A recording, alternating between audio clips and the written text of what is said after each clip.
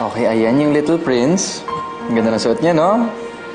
Okay. Yung problema sa kanya is hindi siya worthy, hindi siya deserving sa love. So, Ano po yung deserving, Daddy? Deserving? Paano ba yan?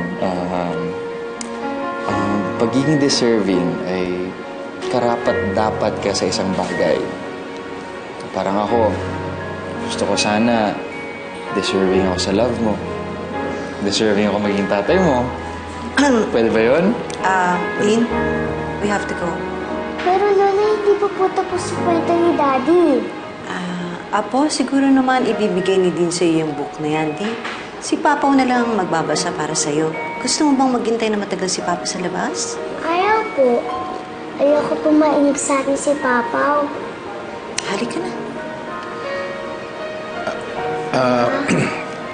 Kanina pa siya umalis. Ang sabi niya, ayaw ron niya kayong istorbohin na, kaya meron lang daw siyang aasikasuhin muna. Lola, pwede po ba namin ituloy yung kwento? Kung okay lang po sa inyo, tita, tatapusin lang po namin yung kwento.